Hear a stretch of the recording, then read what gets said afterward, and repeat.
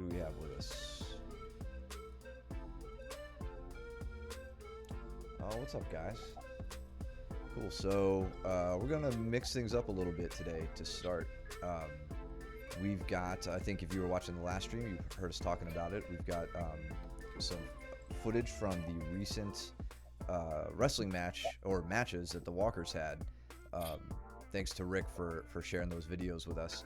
So I compiled them, and yeah, we're gonna go over some of the boys' wrestling footage. Full disclosure, Mike and I are not wrestlers. Nope. Though we've been wrestled, and Yeah. we'll do our best to call it as we see it. But I think we're all gonna learn something here. So yeah, let's check it out. So up first we've got Gavin. So Gavin is in the black singlet. What's going on, boys? What's up?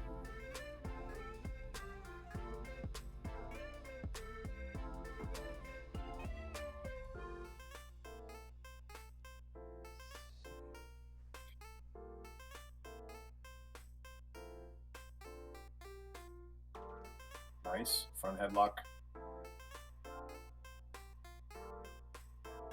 2 points on the takedown. Takedown, but not giving up. Back.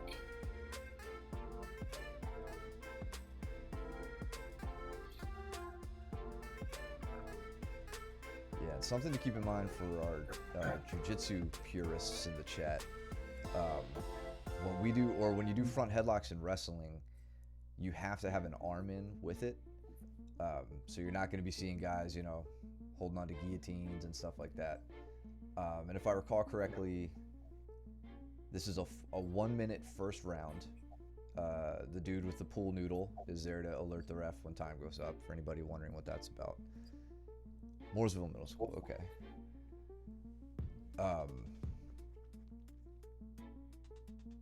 So yeah, here where Gavin, let's see, where he had this front headlock. If again, any of you who aren't familiar with wrestling, he can't just like hold on to the head alone here. He's gonna have to get an arm in. And yeah, his opponent countered with a nice little double leg right there, cutting the corner, getting the 2 points.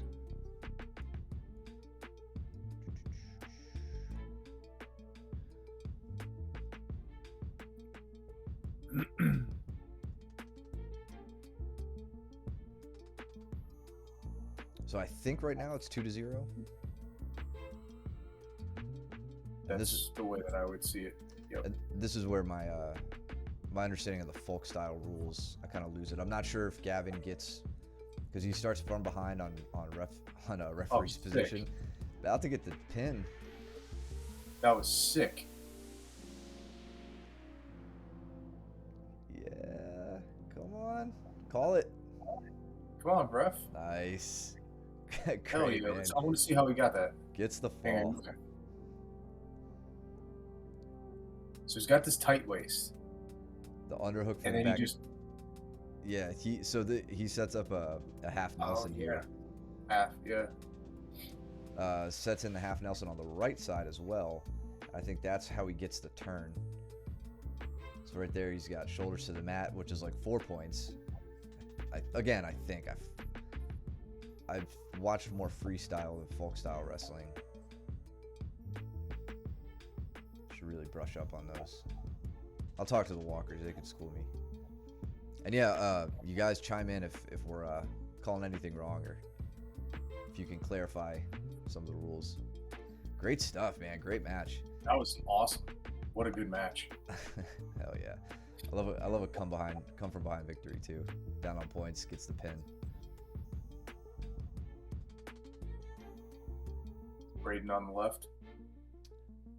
I believe so, yes. Yeah. Snap down immediately.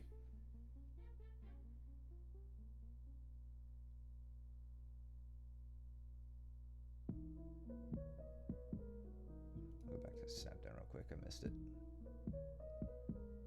Real heavy on the collar. Just a little pull to the ground. Back exposed to the mat, so I think he got 4 points there. keeping the distance, not letting that guy reach for the.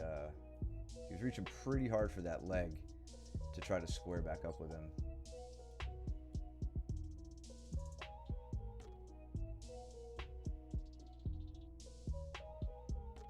Yeah, and he's constantly trying to sit out Half guy on the house bottom. now. And there's the beginnings of a pin right there.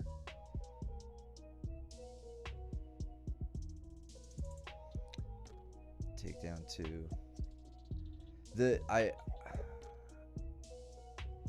Am I correct in that when like in the lead up to this pin, since he had his opponent's back on the mat, I think he gets 4 points for it, or I guess he gets 4 points if the guy. Looks like the ref. That was a nice mat return. Another one. Time. Do that one more time. And those mat returns don't count as takedowns, right? Or do they? Since the guy got back up.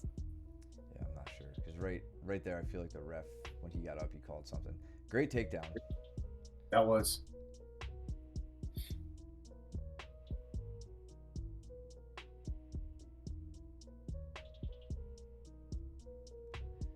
And Zane, what did we learn on Monday's class? Man, I don't even remember. I don't even remember what I had for breakfast this morning. I'll have to, I might have to hit up Luke if you really want to know. Rocco, thanks for following us.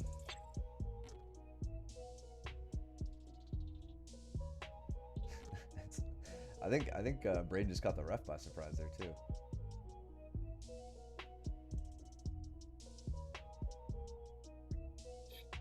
It's like, oh, gotta start counting.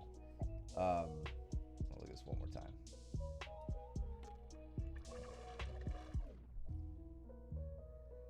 I really like the control Braden has over the his opponent's left arm here.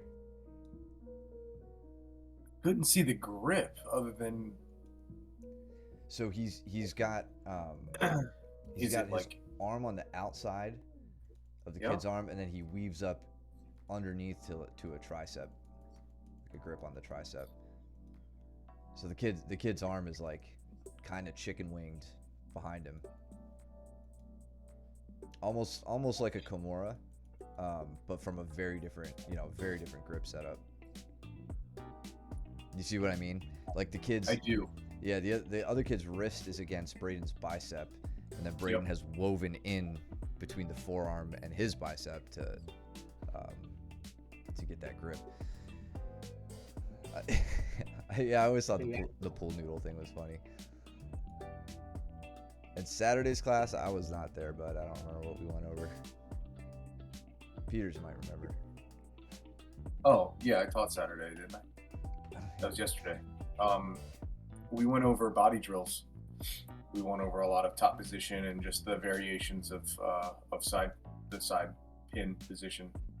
So side control, north, south, and reverse Kesa. That kid's shoulder he was feeling that grip that Braden had on him. So I guess Braden didn't get a pin there. I guess it ran out of time. Okay. Tons of points though. Yeah. It seemed like. Yeah, I wish you could see the scoreboard from this view. Oh, but they're still going. Yeah. So I think that was the end of the round.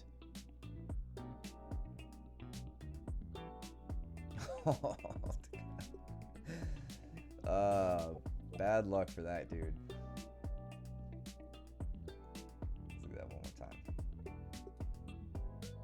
It's Braden standing right up, fighting the grip, and yeah, his opponent just didn't have. I don't think he had good body position here to like weigh down heavily. I'm not sure because you can't throw or anything like that. I'm pretty sure you can't throw, but his opponent doesn't look like he was really trying to set up an effective trip here. He's just kind of weighing heavily on his hips, taking it backwards, but I mean that's not going to do you any good if you're not going to be able to get it to either change your angle against your opponent or get him, like move him effectively. But I feel like I'm rambling right now, but it just looked like a poor attempt on his opponent's part to get him down, and then he And Braden had a knee bar there too. So. Yeah, go for the knee bar next time, Braden. Yeah, totally. If you want to pull me down, I'll just land. Hell yeah, man. That's it. That's why that wasn't a great move. All right, so on to this is Gavin's match. Yeah.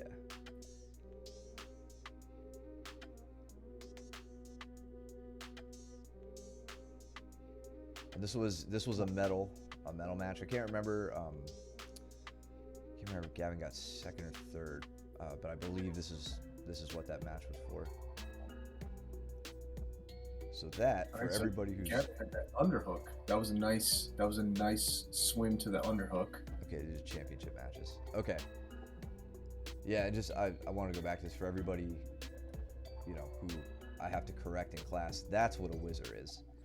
His opponent right now is putting on a very strong whizzer. Notice how he's leading with his shoulder.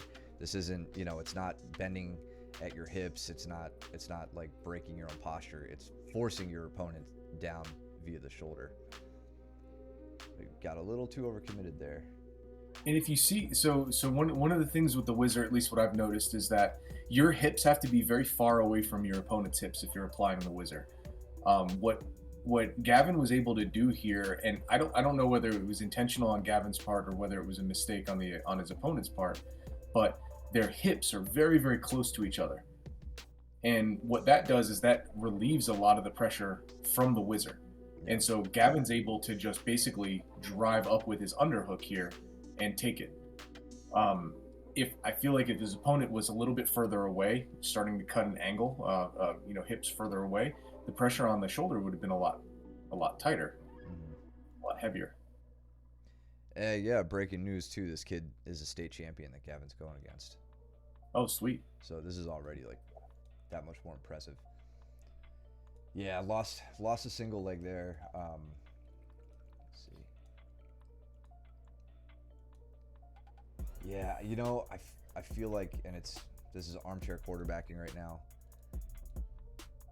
He may have just beaten you to like this exchange. I feel like if Gavin, if you could have gotten your left leg out, stepping on your foot, yeah, and then being able to drive to your right with your head like that, may have been able to take him off balance enough for that double. Good recovery. Well, you didn't get to your back. You were able to get to your knees on this one, so that's good. Yeah, good recovery.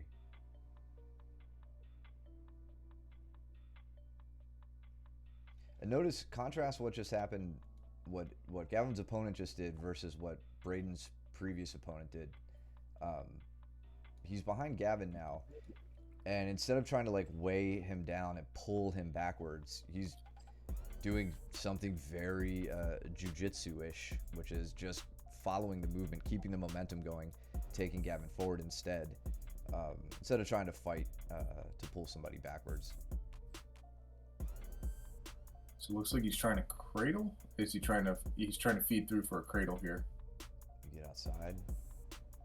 Oh, okay. They're not out of bounds. Yep.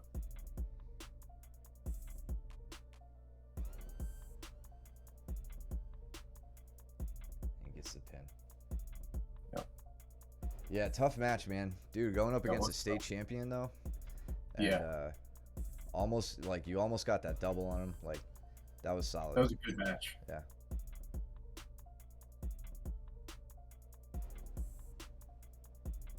Alright, and then we got Braden's championship match. Which apparently this is like 9 minutes long.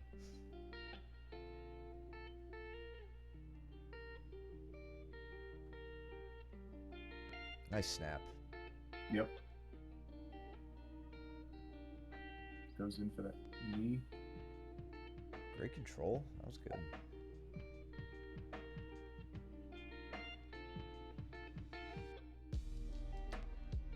Yeah, another thing you're going to see on display if you watch a lot of wrestling is something we've alluded to at class before, which is refusing to just be on your back. Like, you just choose not to play that. And like wrestlers embody that so well. I mean, like Braden had that kid on his back, was controlling him, and the kid found a way to turn belly down to avoid getting pinned. Obviously, we don't care so much about that in jiu-jitsu, which is probably why we don't practice that as much as we should. Ooh, Darce. Yeah.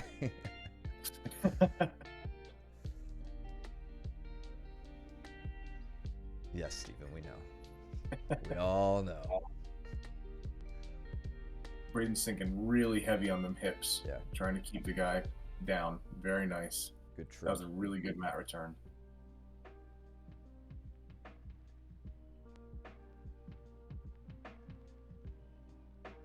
Nice. And just ragged on him a little bit. He's got that. He's kind of has a cradle set up, like, I don't know if that's a reverse cradle or a standard. Yeah.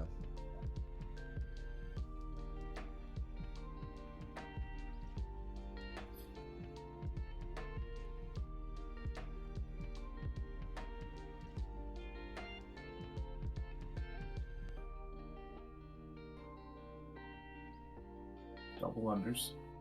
Ooh, take a little page out of Caleb's book there. Damn right. So get that headgear out of here. Yeah. Nice and heavy on that overhook.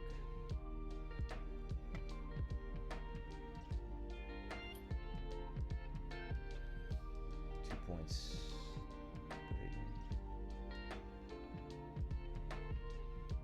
And a very good example of the go behind. Watch Braden's arm, blocking his opponent's arm as he moves around behind him. Something too many of us forget about. And the real danger in that for Braden here is if his opponent was able to stick his arm up, very good chance that as he reversed that, he would have put Braden on his butt and could have gotten more points, more than just the 2, I believe, and then threaten the pin.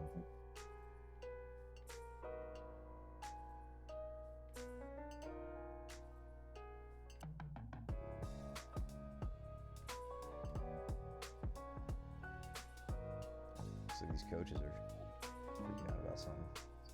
Yeah, they're quite animated. I think the headgear maybe. Because I think at some point Braden's got to put his headgear back on.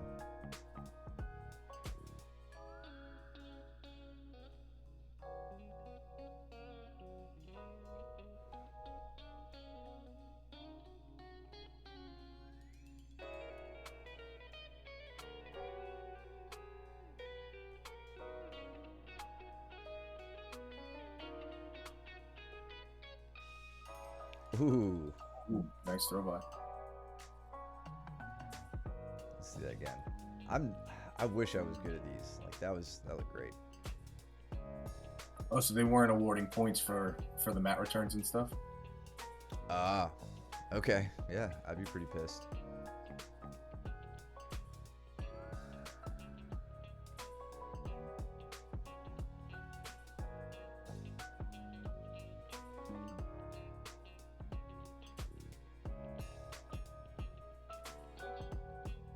Oof. Oh, I thought he was gonna get some height on that one. There it is. Nice. That was sick. That's what he did to me on Monday. Nice.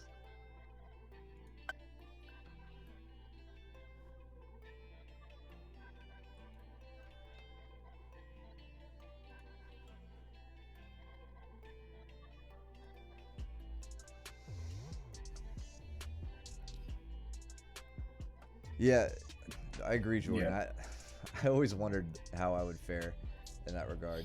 Just that someone shoots a single leg on the outside on me, and I'm new to wrestling, what I would do with it.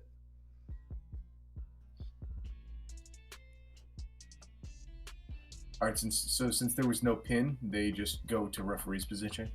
Is that right? I think so. I'm not sure. That was something I've never been clear on, is like how that's dictated. I'm sure there's some criteria, but and I don't know if that was the beginning of a round.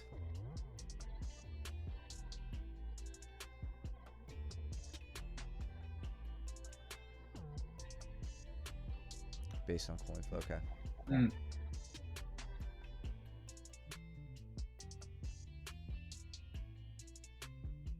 Right. Yeah. The thing the ref throws around right at the beginning. Do they set up in referee's position at the beginning of the round? Is that the reason? First round starts standing, second, third base. All right, gotcha. And coach calls position. Okay. Gotcha. Thank you for clarifying. We're really showing our ignorance here. Yeah. This kid looks like he's coming out with a little bit more tenacity in this round, but I think he's looks like he's Braden's starting to get doing a really good job of ducking, like of avoiding these hands. Yeah.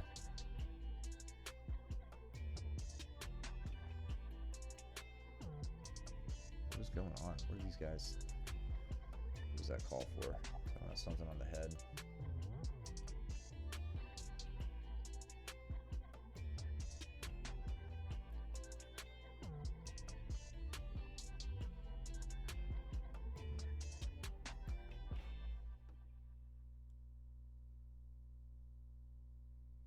Is that okay? Yeah, no kidding, Justin. Yeah, Steven. Yeah. I think his opponent knows this is the end. He's got a make or break moment here. Nice. Nice.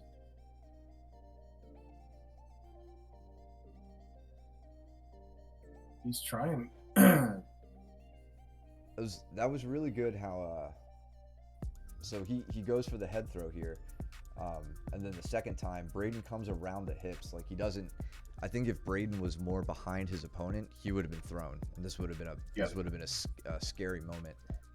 But notice he walks himself around his opponent's hips here to take away the angle that he had. Even with the knee hitting, not that big of a deal. He's able to he just turns that into a level change. Tries to get the double here, but good adjustment to not get tossed there at the end.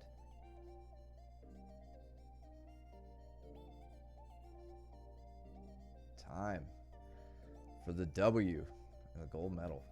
Sick. Really, really killer. Both of you, man. That's that's so cool. I love how they spotlight the match too. Like you guys have more people watching you during that than we, any of us have ever had doing any of our jiu-jitsu competitions. Yeah, for sure. Certainly adds to the pressure. Braden won 11-1 on points. Excellent. Sick. Really great. Really proud of you guys, man. You guys, Yes. I don't know. Just gonna keep heaping compliments on you, but that was killer work. Killer work. And now moving on to everybody's favorite jiu-jitsu variation, gi.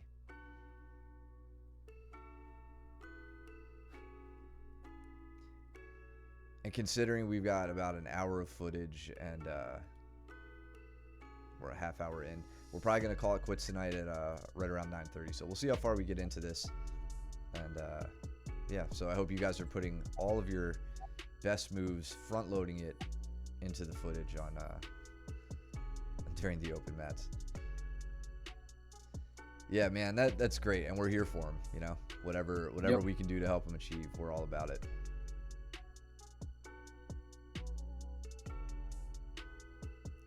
So who do we have? We got you rolling with Andrew. I think that's Kyle and Pat. Is that that's Cole and Pat. Cool. We got Jordan back there with Zach, I believe. And Josh and Jason. Jason and Josh.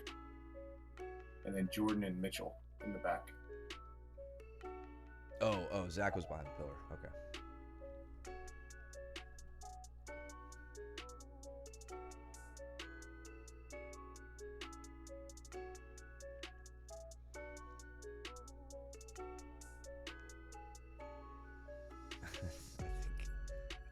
I think Cole is. I think he just was clamped down on Pat's arm there. Pat couldn't get his arm out.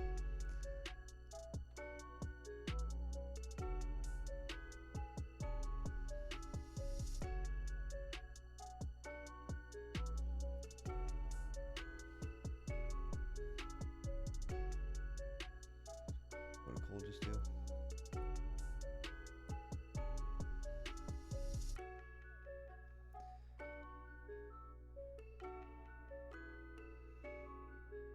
Is that a Like an verbal tap unlock, there? I guess. I think maybe a verbal tap. It looked like it was on its way to Yeah, maybe an omoplata. something like that. Pat may have tapped early on that one.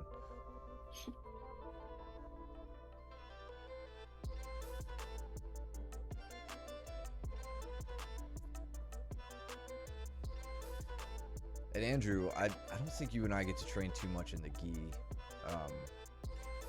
But keep in mind, man, and this is, a gentle reminder for all of our white belts who train both gi and no gi.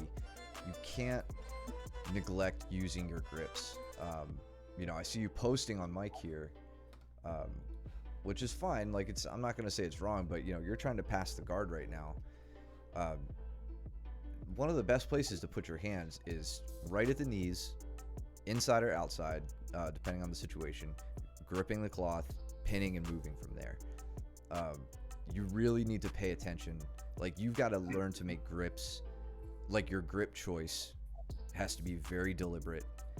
And as you get deeper into this, that's going to have to become a priority of yours in training.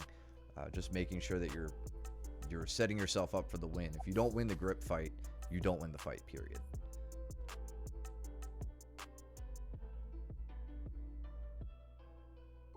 Yeah, I think I got a collar choke. Cross collar. Oh, okay. Yeah.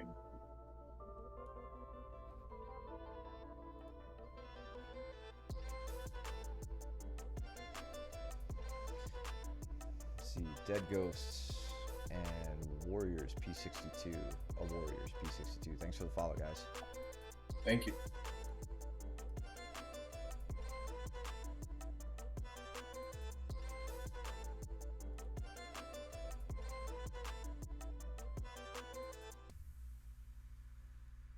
And then Josh, I'm gonna call you out on this right now. Not because it's wrong, and since you have aspirations of competing, I don't want you messing this up in case you do compete in the gi. But your grip right here is illegal. You can't let your four fingers go inside the pant leg. You can like roll a cuff on his pant leg and same on his sleeve, and grab that, but you can't have your fingers going inside the gi pants or the gi jacket. Yeah, thumb in, but not four fingers in. Yeah, lapel's fine, but sleeve and pants you can't do. I would hate for you to get called on that if it helped you get a sweep or something, and then, all of a sudden they take it away from you.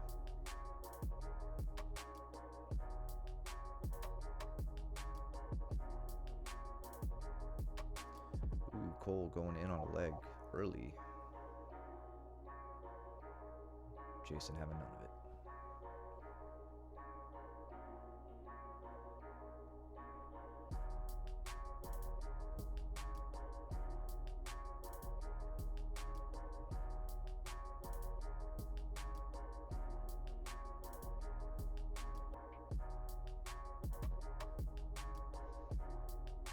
And then Zach, I don't know if Zach watches the stream, but I'd like just to point out here, I think you're probably making this very difficult for him with a sleeve grip. I think. Mm-hmm. I think your left hand is gripping his left sleeve. Yep. It's gonna be it's really important for him to try to square back up to you right now. I feel like he's kind of hanging out here a little too long. His feet are too still. He's not trying to move to a better spot. Swimming back up and over would be an option if you didn't have his sleeve held like you did, but just a little too still there. Gotta have a little bit more urgency in squaring back up.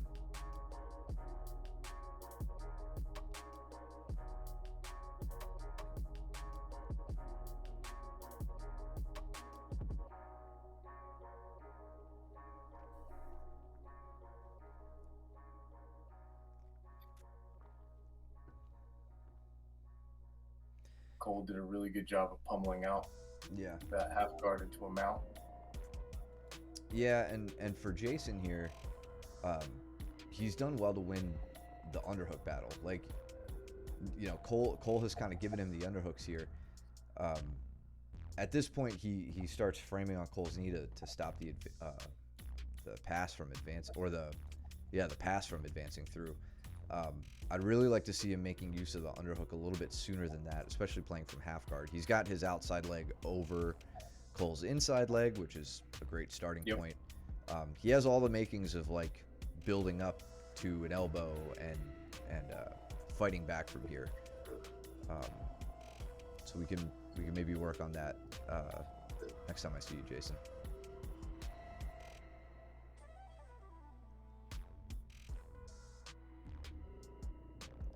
Ooh, Pat under the chat stringing together a few good threats on the I guess the foot or the trip there. That's, what would that be? I think that's like a Hizaguruma. So not quite a foot sweep, but a trip where you stop, you get them off balance, you get them moving,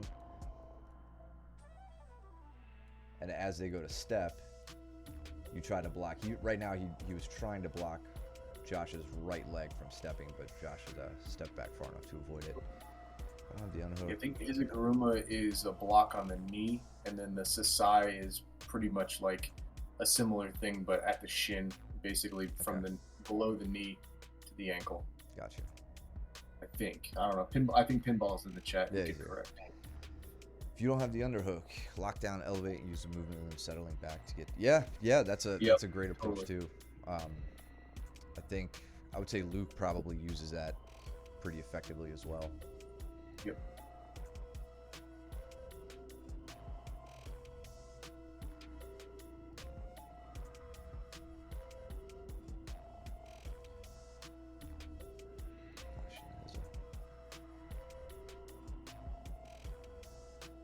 Yeah, Pat had he had him moving really well. Like that was a really great approach, or a really great attempt. What did Jordan do? Jordan just said he was done screwing around. I think that was with Andrew.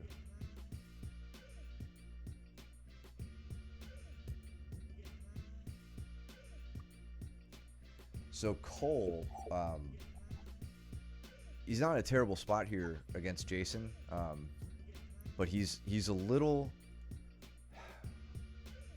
bit over, like he's a little too far over Jason. Not that anything bad's happening right now, but I could see Jason taking advantage of this. With Cole's hips over Jason right now, his legs are going to be a little light, so he's going to be easy to move. Not just because the legs are light, but because his hips are over Jason. I want to say he might want to think about putting his head to the mat, but like, I don't know. I just see Cole here like almost being swept a little too easily. You know what I mean? I do. Okay, yeah, he looks pretty low on that side. Yeah, I like that he was fighting the hands, like trying to get an arm, like, you know, if you would have had like the far side underhook and the crossface, like that's where, you know, if you're gonna be far over your opponent there, start putting your head to the mat, you know, so that they can't roll you. But he didn't have enough. I feel like maybe he should not have loaded himself up like that without either the underhook on the far side or a crossface in place.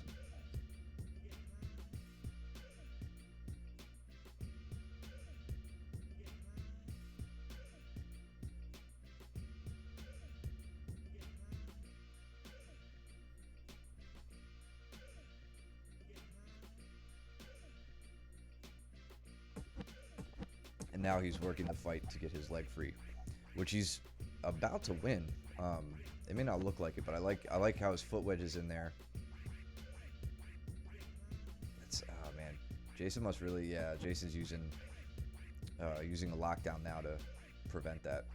If Cole had his knee free, that would have that probably would not have worked out for Jason. So now Cole's got to focus on that.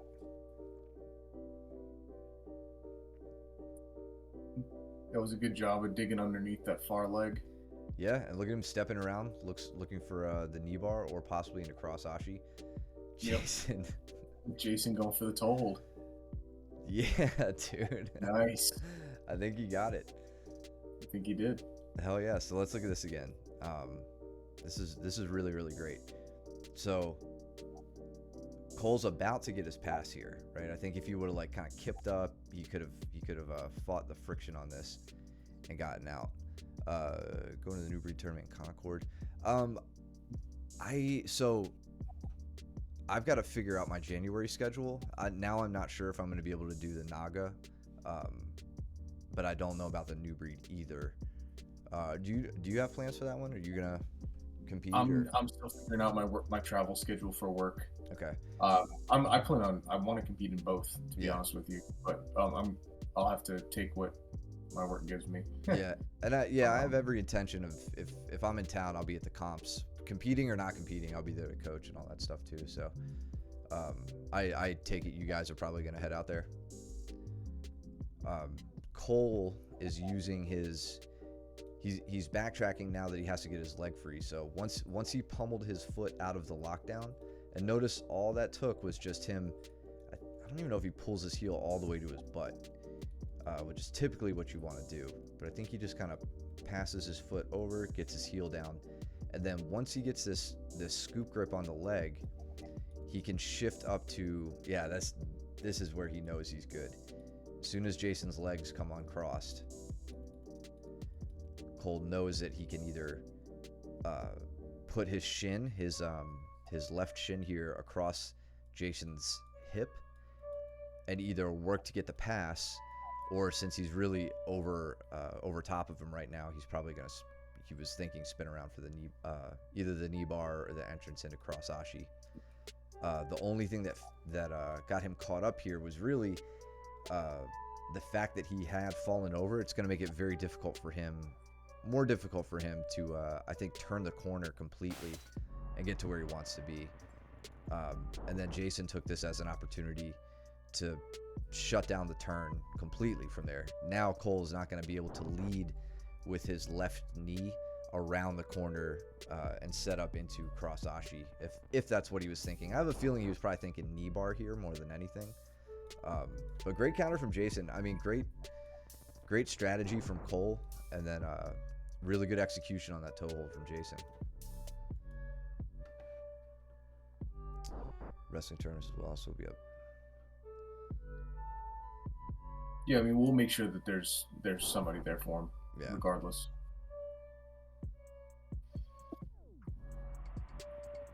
I imagine Kurt and his boys are going to be doing it as well, but double check with him.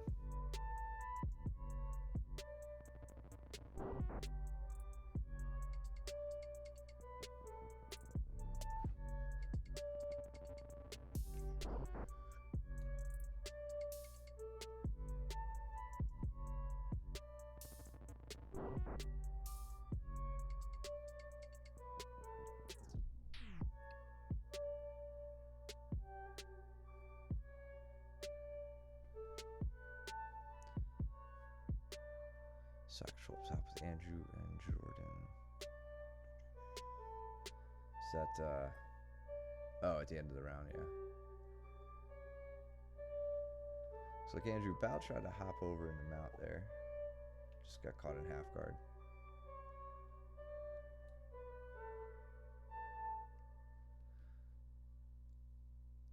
Oh, Pat, that was nice.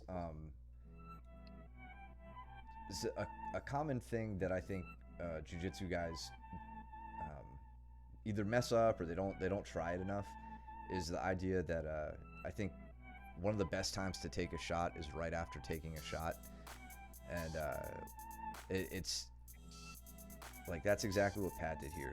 So he goes in on this like super low single. Mike, you sprawl out.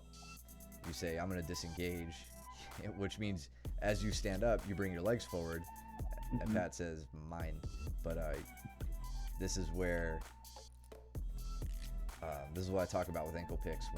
When you don't have control of the head, you need to use a cross-side grip so that your forearm, imagine if Pat did an ankle pick right now, the way you turn away your toes are now pointing this way. Hmm. Your toes would be under his forearm right now, and Right. as you go to step away, it would be a lot harder. Whereas since he's using the same side hand, you turn out of that grip, there's nothing there to impede your foot. So Yep. a little subtlety that can make or break the ankle pick. But either way, that was really smart move on Pat's part there to shoot again on a takedown right as you were trying to reset after the first one.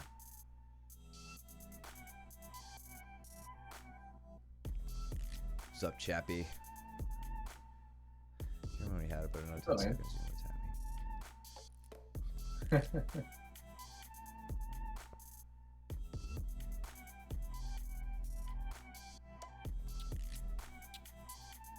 How you doing, Cody? I haven't seen you in a minute.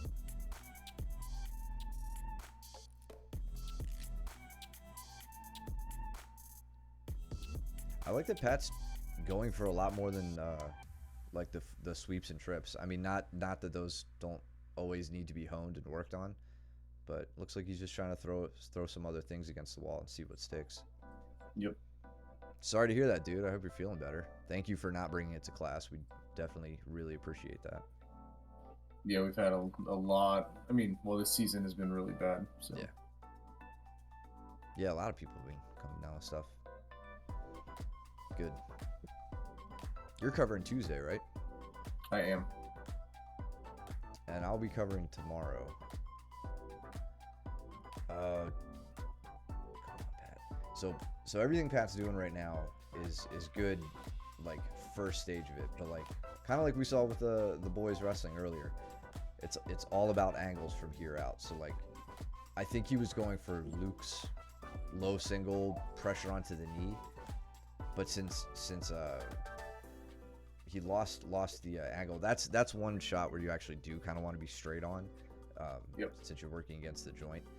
But from here, like, got to work on recovering that, which is going to be hard with somebody totally sprawled out over you.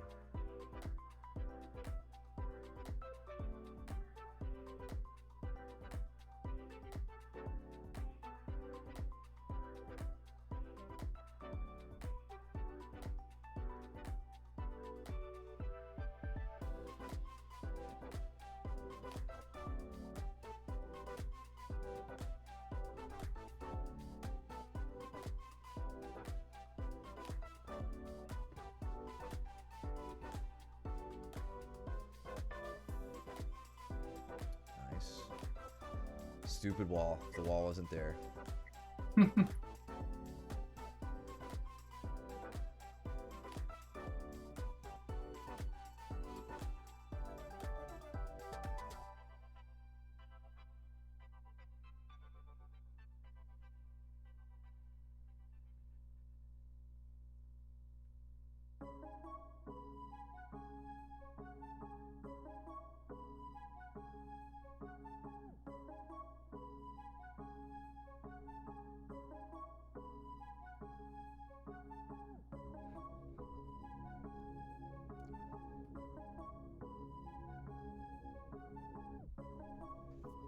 I'm starting to see his head sink lower and lower.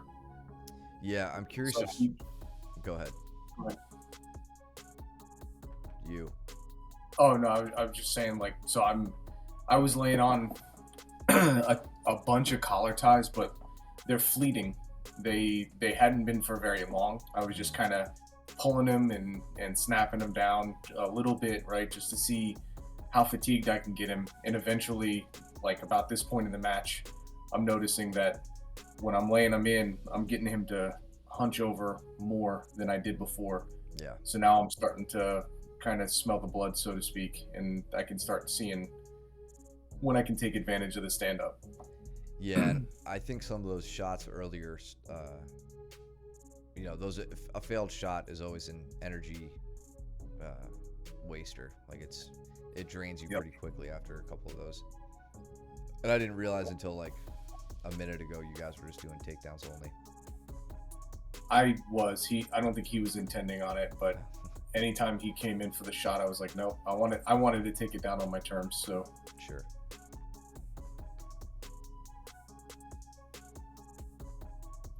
we both enjoy a good takedown round anyway.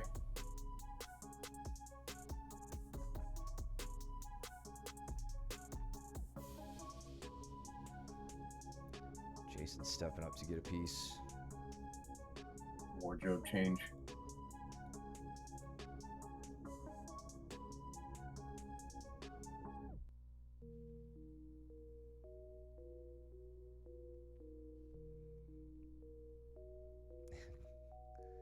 Guess Cole had enough of the gi too. Nice takedown. Let's look at this. Thank you. So I can't say we see too many of our guys using an over the back grip like this. It's John Danaher for you. Yeah. Yeah, Sumigashi there.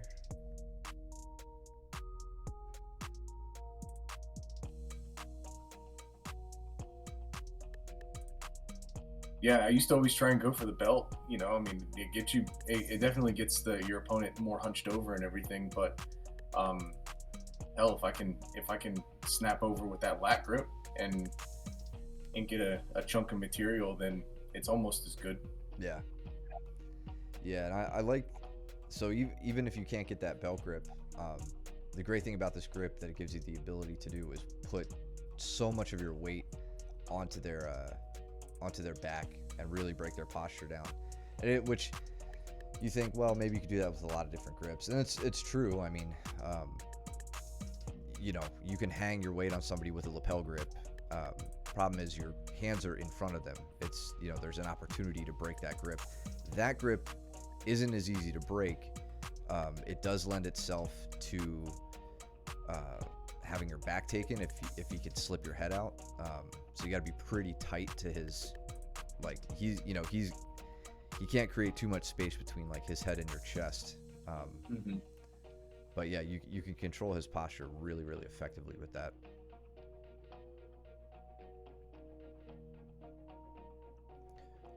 Jordan working the Katagatame.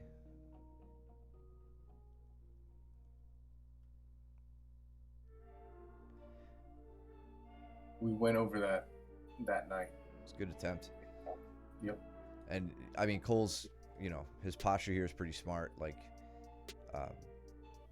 his elbow's in a bad spot. Like, Jordan has beaten him to get the elbow like all the way up against the head. But he's looking in that direction, waiting, probably putting a lot of downward and outward pressure onto Jordan's head, making it difficult to like lock in that position. And as soon as he had the opportunity, you could see him slip the elbow down. Jordan, something you can do to prevent this, and this isn't going to be it won't make this move, especially against Cole. It won't make it a sure thing. But get your forehead to the mat. You can see like that's the space he's looking for to slip the elbow. If you have your forehead down to the mat, you drastically decrease that opportunity for him.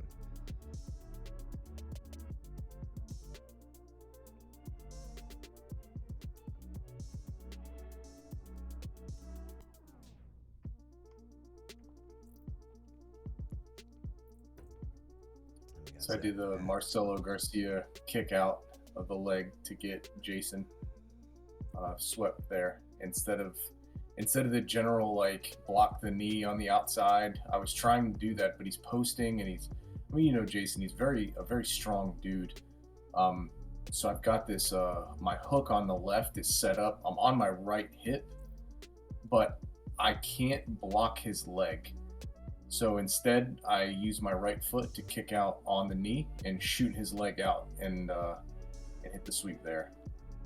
Yeah, as well as the Big that grip on the sleeve. Josh, this is what I was talking about earlier, as far as like legal versus illegal grips. So Mike can't reach inside, but you can see he's made a little kind of a little cuff for himself right here. And then yeah, pulling that cord as you kick the foot out makes a nice wide base.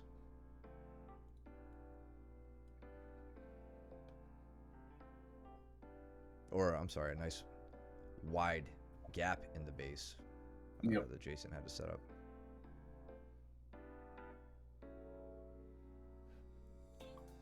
Cole's being nasty over here. What's going on?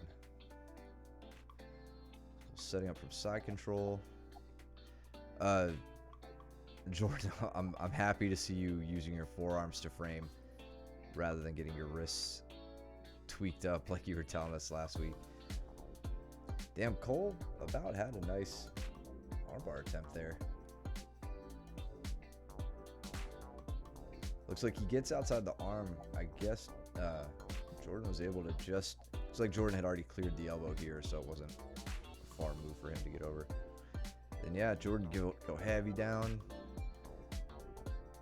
Move those hips around. Yes, good. Good pass.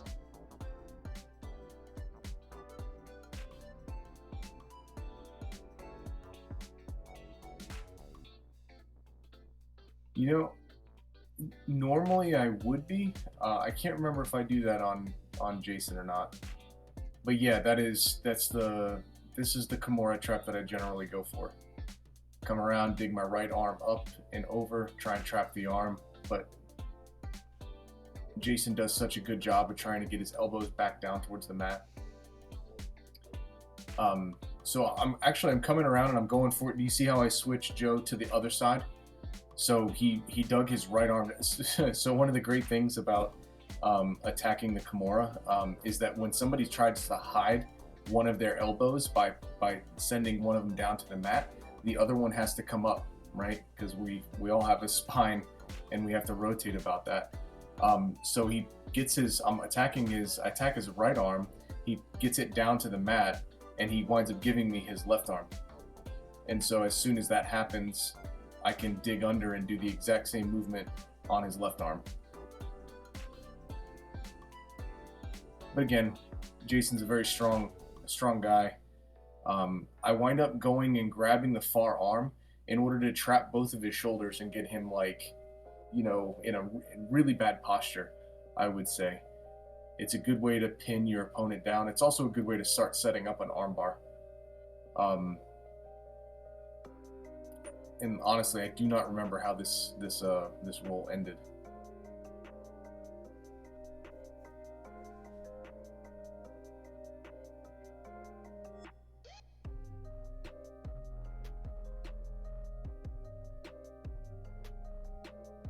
Jordan back on the Katagatame. Yep. It's good using that post on the tricep. Yeah, same thing here again, man. There you go. Yeah, you got the tap. That's good. I want to see you get that head to the mat.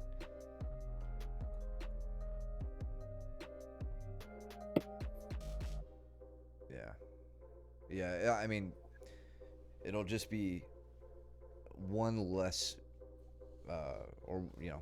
it'll be one thing they can't do to just like rip that away from you, and that's coming from somebody who loses 90% of the Katagatames I try to set up.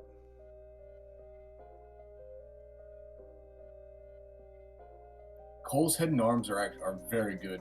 So the fact that he walked you through it was definitely, I think, would be helpful for next time.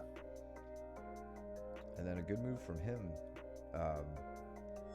Just again, good example of getting both arms on one side of your body, leaving someone's back open to exposure. So Cole hits the arm drag from the seated position, exposing Jordan's back. Takes the opportunity. He really likes the chin whip. I prefer grabbing the lat than going all the way around the head and grabbing the chin. It's working for Cole in this case, but he hikes that leg up, starts to make his way to the back, but has to settle for mount, which could be worse. But that's a good spot. Second one is too high. Cole walked with you. Okay.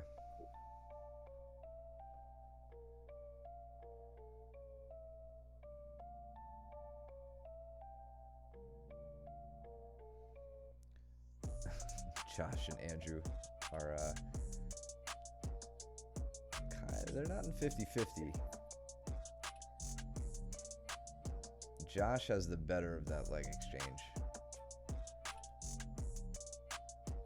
If we just look up top by the pillar, they come into frame in a leg entanglement. It looked like Josh hit the Urimi Ashi entrance against Andrew when he was standing. Yep. Andrew has his eye on Josh's outside leg.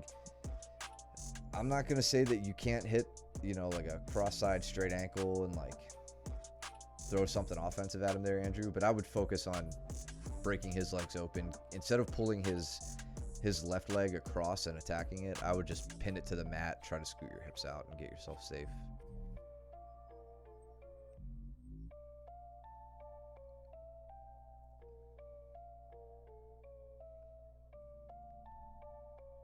Andrew's fighting for a takedown, but can't see what happens.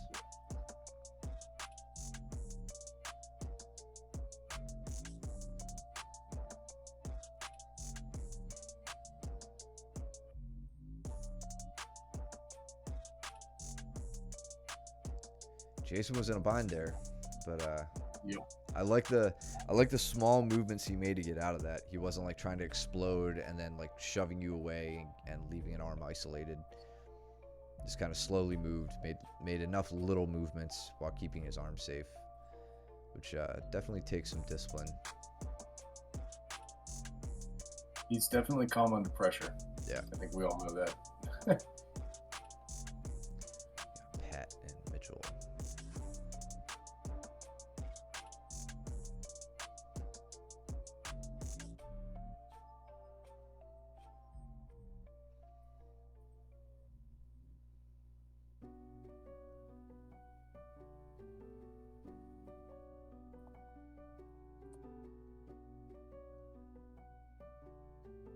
Mitchell's base is definitely getting better and better. He's not giving up these little easy Kazushi moments like he was when he started.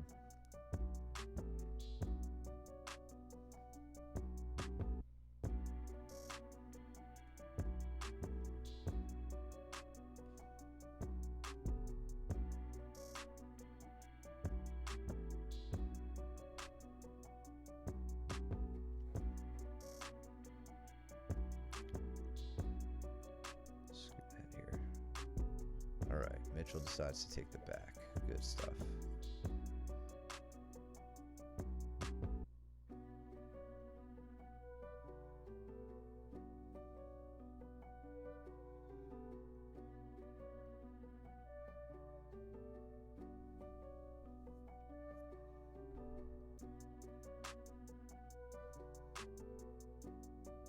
We should give Mitchell some ideas for hand fighting as he starts to get to the back. It looks like he's making that a priority, which is a good thing.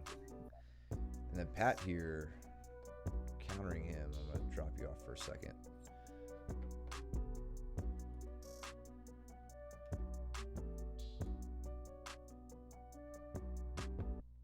So Mitchell just leaving his arm in a bad spot. Again, this is kind of a similar situation. Both hands on one side of the body, which Pat takes advantage of in setting up the head and arm triangle. Last couple weeks, more pressure. Yeah, I agree, man. He's definitely like settling in, and getting a lot more comfortable with a very uncomfortable sport. Yep.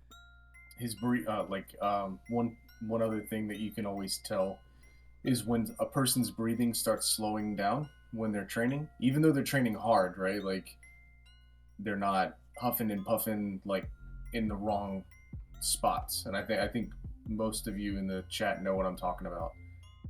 And Mitchell is at that point to where he's breathing really well throughout the training sessions. Yeah.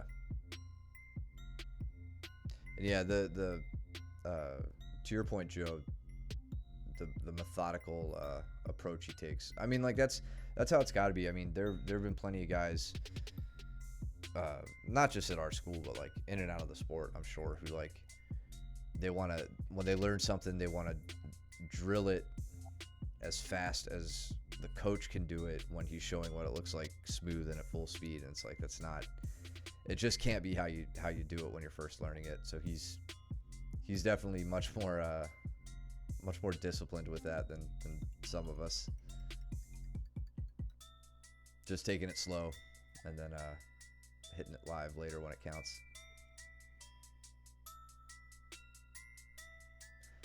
It looked like I think he was playing around with the cross-side ankle grip there. He doesn't have. Yeah, the grip was wrong, but he was using his cross-side arm to set up the cross-side straight ankle grip. We'll just have to tighten that up.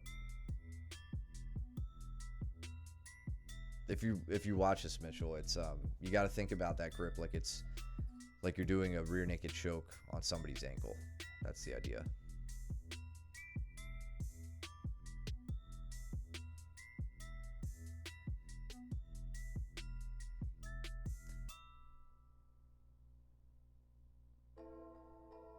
Yeah, Cole's got to recognize when he needs to move his angle around.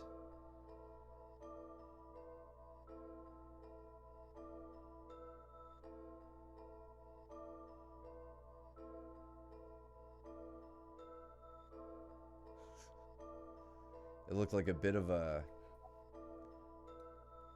he was. I think he's still getting used to the some of the backside ankle lock stuff. Mm-hmm. So getting the right there, I don't think he needed to switch the leg. He just really needed to basically put a bend in your knee. You need to push up with his left arm and then hook up the heel hook grip with his right arm. Yeah, exactly. That would have been a viable finish. And then here, that's fine to have it there. He's just going to need to continue rolling with you, or keep you rolling to get to a good spot.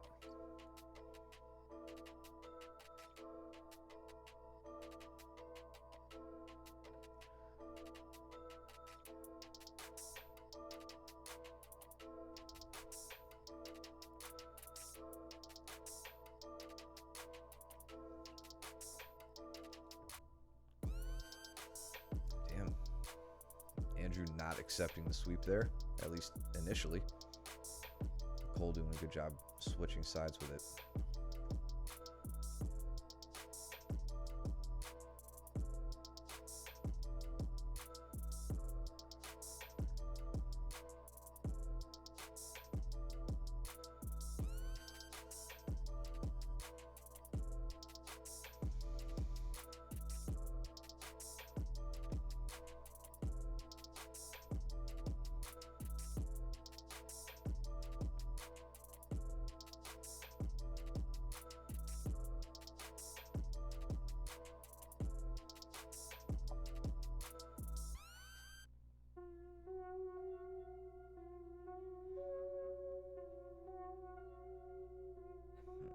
So this, look at what Andrew and Cole are doing here.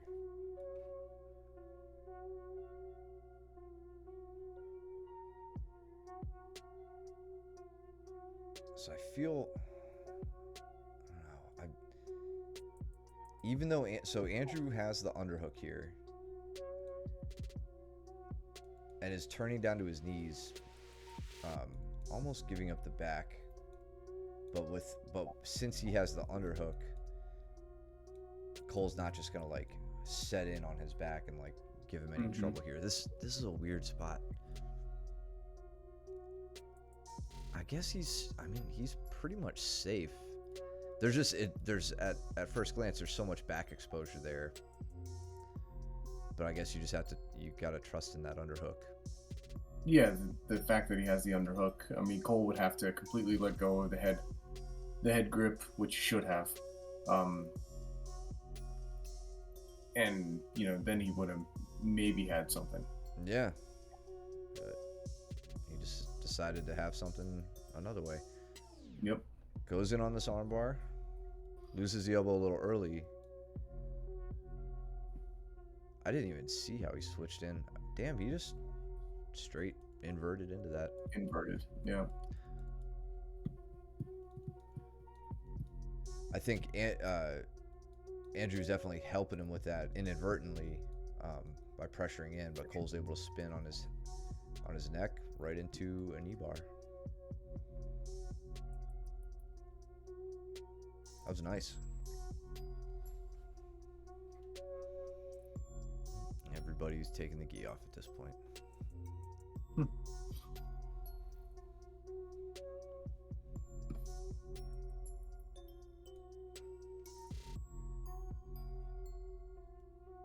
then meanwhile, Cole,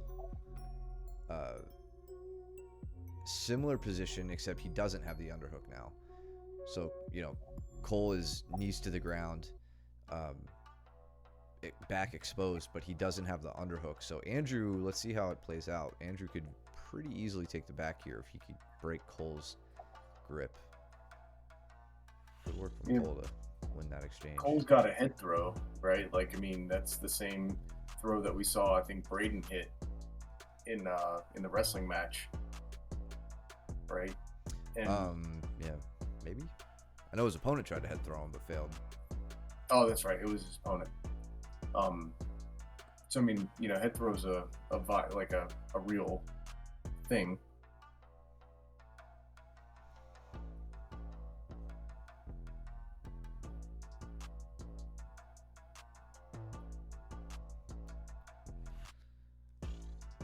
All right, Zach's getting some motion down.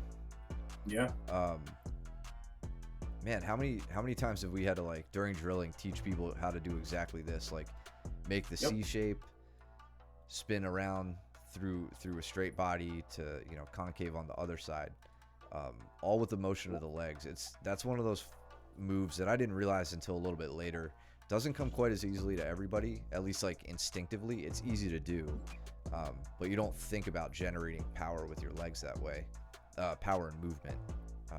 So good to see him catching up on that. Yeah, that was one of the moves of the night. Oh, okay. It's good. Yeah. Was it the like the ghost escape? Yep. Yeah.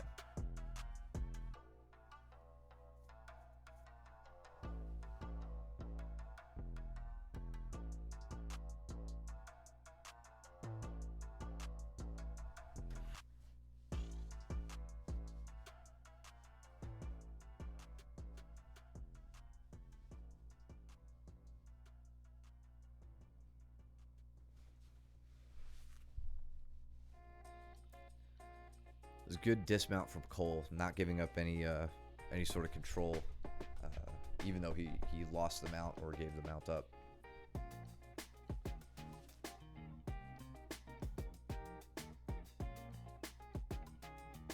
Double underhooks from Jason. See if he can do something with this. Good pummeling.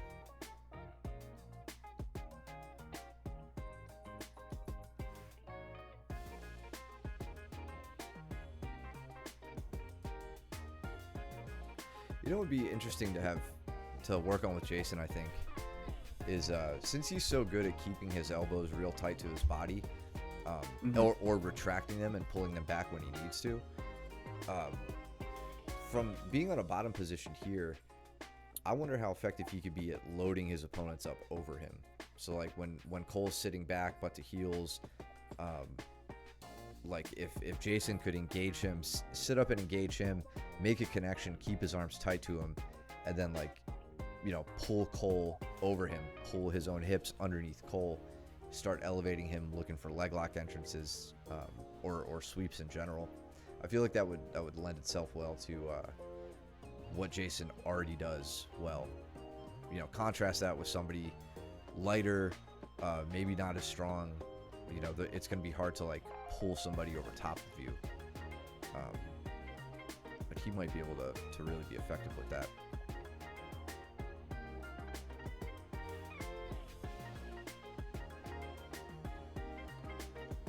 Good pass. He's behind Cole. Let's see if he can get... I want to see some, head and arm control.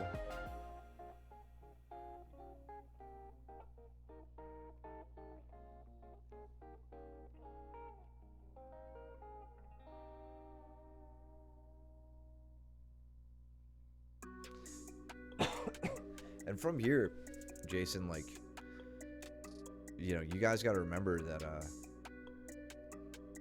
you can always, like, make your way to north-south if you feel like you're having to deal with somebody's legs. Even what Cole just did there, he did it because Jason was parallel enough with him that, you know, a big heavy bridge, right, where does he do it? So yeah, right here, Jason no longer has a base on his right side behind him. Cole knows that. going to get control of him, pull and base, and Jason couldn't backstep out far enough in time. He backsteps, but he can't get it back far enough to shut that down. Whereas I think if Jason took a little bit of time to either work north-south, or if he's going to work back to this standard like head up by Cole's head, like getting behind Cole's knees, really emphasizing getting behind Cole's knees and pinning his knees, pointing his knees in this direction to keep himself safe from the sweep.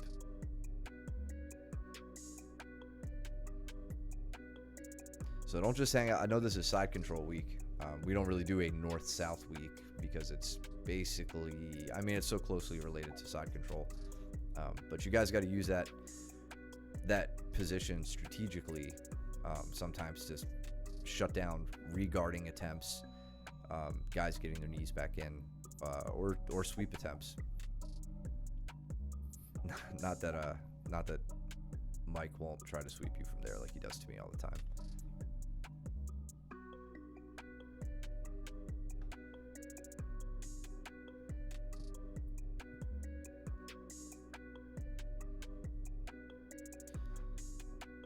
Same dismount from Cole as before. Staying nice and heavy.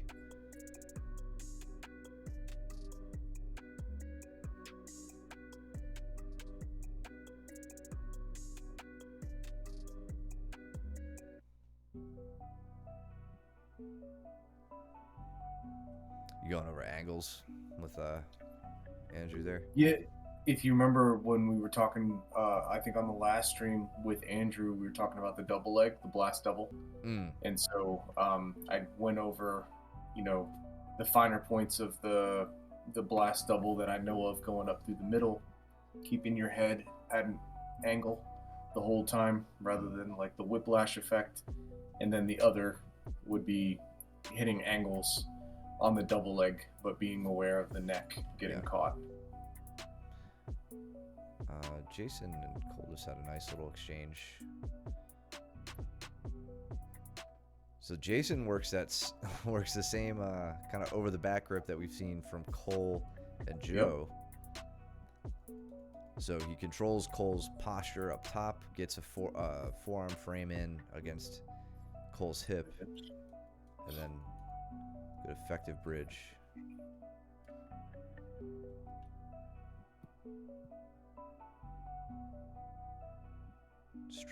Strong end to the round.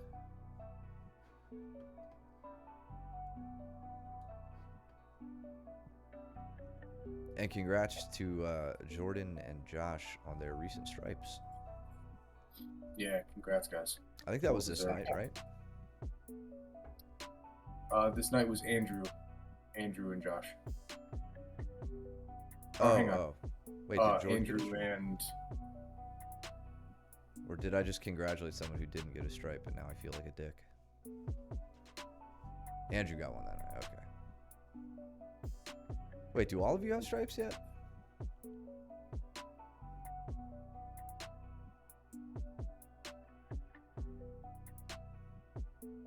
I can't remember. Okay. All right, good.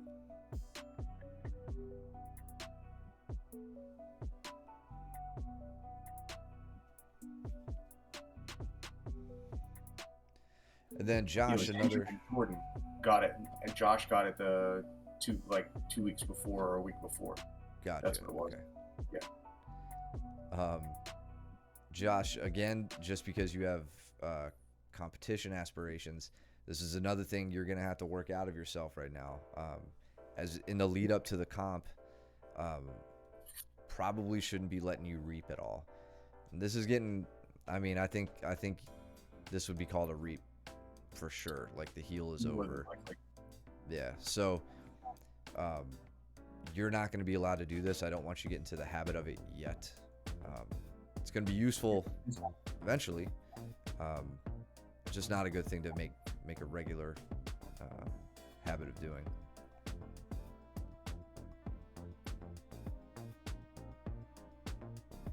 But what you're doing right now, I want you to do all the time if you're going to compete. So that's good. Let's see what Jordan's got in the way of defense here. So I don't think Josh has made it under the neck yet. or under the chin. I'm sorry.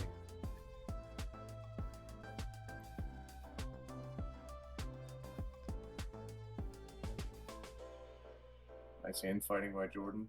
Yep. That one looks like it got a little deeper. Jordan using the pillar. Smart. There you go. Cool.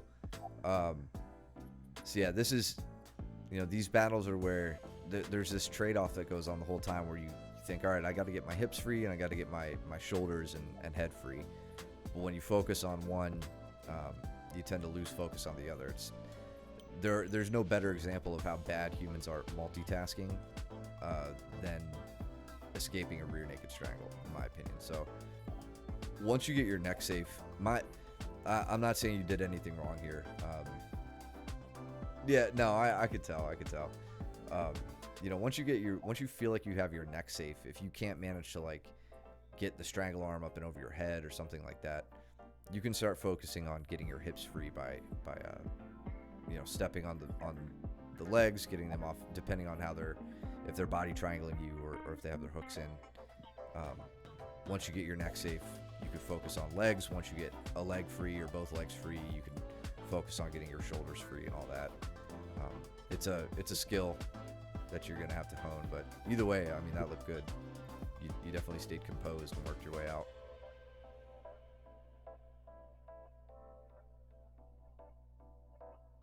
And then good job keeping your knee in there. Josh just about passed him out, but you there you lost it. That was good. That was the right idea.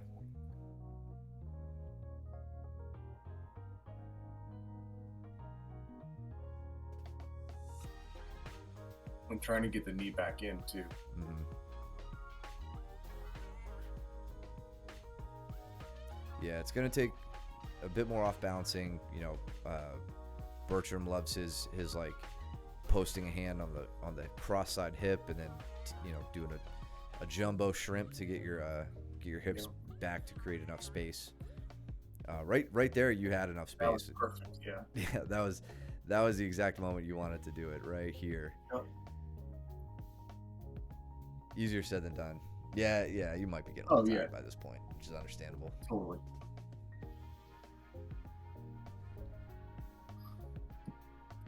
That's why this ride, the ride time that we're talking about here is so critical, is because, as the person on bottom's trying to get out, they're just using so much energy, and you on top are just not, it sucks. It's hard trying to hold it, but you're not doing near as much work as the person on bottom. You shouldn't be, at least. Yeah.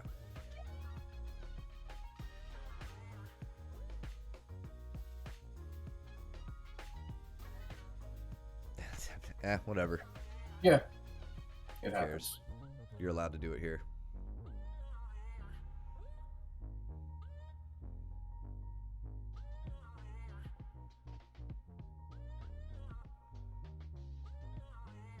Nice ankle grips by Josh here. Ooh. Oh. Sitting in. Okay. Screw passing. Oh, I think they're going over leg attacks here. Skip ahead. Yeah.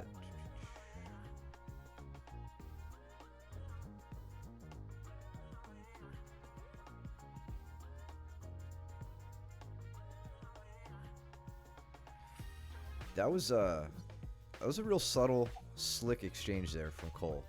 So he posts on Josh's knee, elevates his own hips to try to sit over the knee. Josh recognizes this, pulls his knee away from Cole's grip and brings his knee down.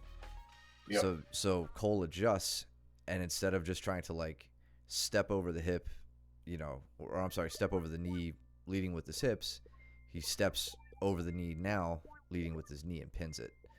Yep. So really, really subtle exchange. In order for Josh to shut down Cole's first attempt at passing the knee, he does something that gives Cole an opportunity to pass the knee. Yeah, now Cole has to stay heavy. If he hasn't already taken them out, he has to stay heavy on Josh's left side. So I think he's already slipped out into the mount. Okay.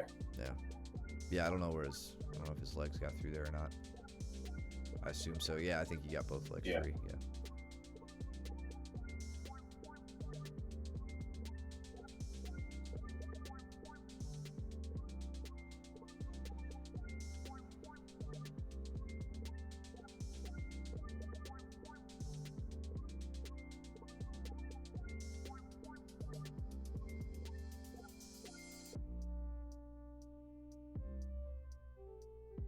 Quick knee cut. I think you just got your foot trapped. There we go.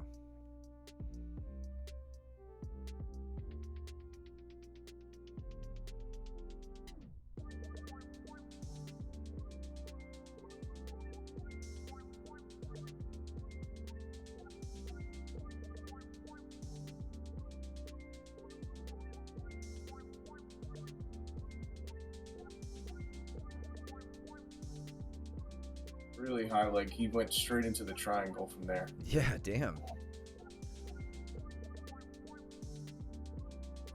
That was impressive. Nice triangle break. Yeah, good on Cole for getting out. Cole. He steps over. I think he steps over here. Does he get his leg all the way Yep. across? No, not He really. does. But he goes belly down. Yep. Yeah. So he didn't go for that like crossed ankles in front of the chest. Oh yeah. You know, but he flipped Josh over. Which, you know what's interesting about that? I can't say I've ever tried to do this as an escape, but thinking about it now, you know, Josh having the triangle threat, you know, you hear us talk about how like you can stack us. We don't really care. We kind of prefer to be stacked when we're hitting the triangle. That way we can cut our angle more easily. But when you're stacked, you're crunched up. Your knees are close to your chest or your face. Yep. Here, in Cole taking Josh over to belly down, Josh can't cut an angle. He can't bring his knees to his chest or anything like that. Like this seems like I don't want to like start going out there and doing this in like a competition or anything, but this could be a viable method of escaping triangles possibly. I'll have to play around with that. I prefer the ones that I do just because they lead right into leg entrances. But if you're denied that might be a good option to work.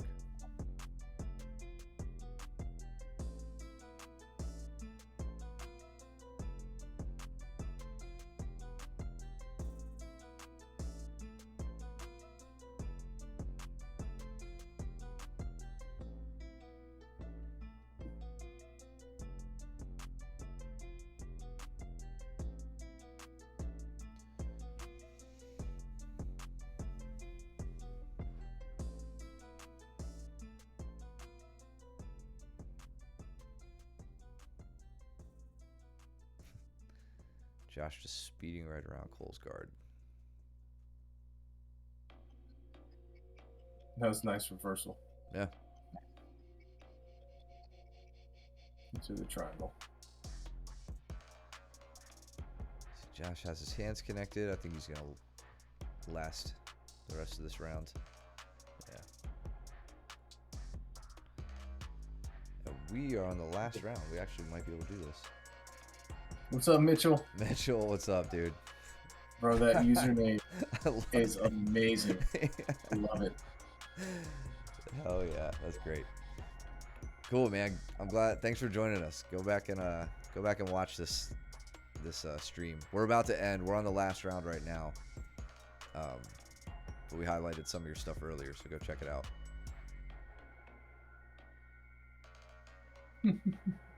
That's a great username. It really is.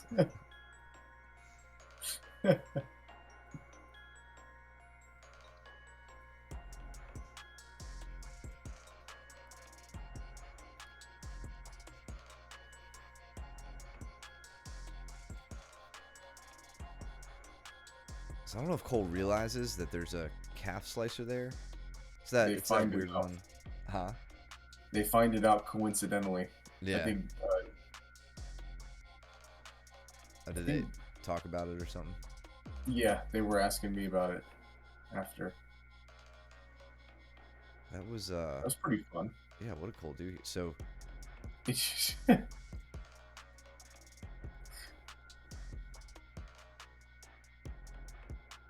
mean, it's a hook sweep, and then when he comes back in, he has cross ashi here. If he would invert, and get his head turning to his left. he's got his legs in the wrong position for cross. He's got him backwards. Like he would have to have his you see what I'm Oh saying? yeah, yeah, I do. Yeah, he'd have to get all the way back onto this side of his body in order to get into cross ashi. Yeah, but I mean, if you don't have that leg entrance, you have a pass, a guard pass. Yep. Josh trying to give him a pedicure. Ooh. Oh, Josh. Come on, man. You got to lock up a Kimura there. It looked like you had it. It looked like you had every intention of doing it right here. I mean, that's it. Yeah, that was. Then he gets confused on the grip. Yeah, yeah.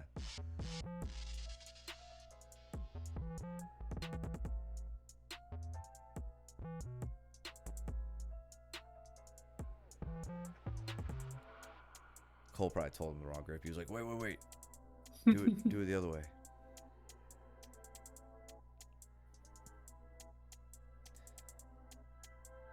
Good recognition. Yeah, I see you thinking through it.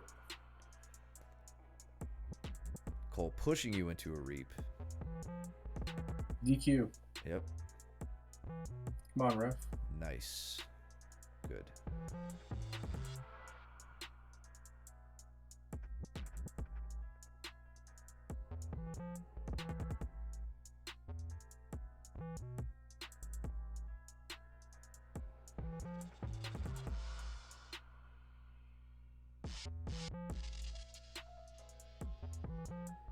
A little bit of body surfing. Yep.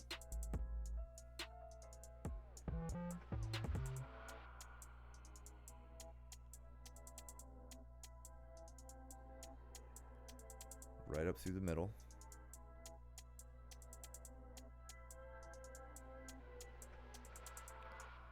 They're going to go off screen, aren't they? Good sit-up sweep from Cole. Well, almost a good one. Looks like he slipped a little bit. And then notice there, guys, like you hear Mike and I talk about this all the time, but the battle for hip height or head height. And right here, this is all hip height. Actually, really both. Yep. This is a pretty pure scramble here. I wouldn't say either one has a dominant position on the other. Cole's behind Josh, but Josh has control over Cole's head. Now it's a matter of getting your opponent to the mat and taking top position. Here, Cole gets Josh to the mat, keeps his hips higher than Josh's, really emphasizing it here, TPing up. And getting the... Is that a sweep? I think that'd be a sweep. I was trying to muffle him.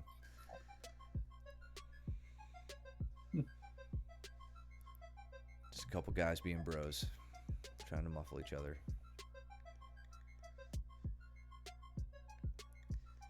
Sinking the last minute guillotine. There you go. It was a Good fun stuff. night. Yeah, really great. Thanks again to the Walkers for sharing that wrestling footage with us. Absolutely, yes. That was really cool. And we hope to see more of it. We'd love to break more of it down. And Mike, you and I should go learn the folk style rule set a little bit better.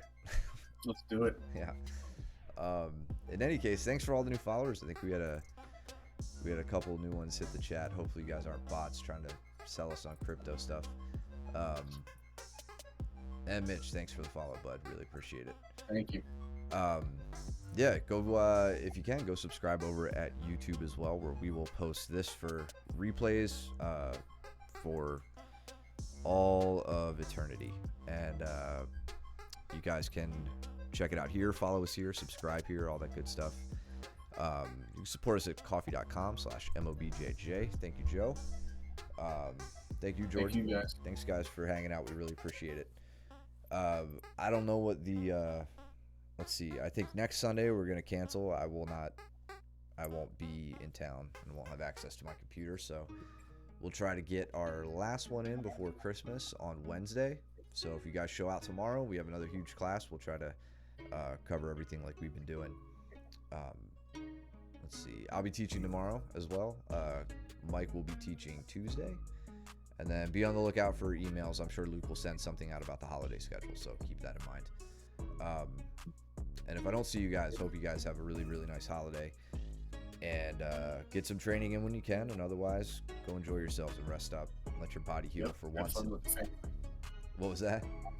Have fun with the family. Yes, of course. Other than that, I think we're good, guys. Go trim your nails. Have a good one, Mitch. Go trim your nails and do your laundry, and don't be stinky. And we will see you guys back on the mats. Take it easy. Later.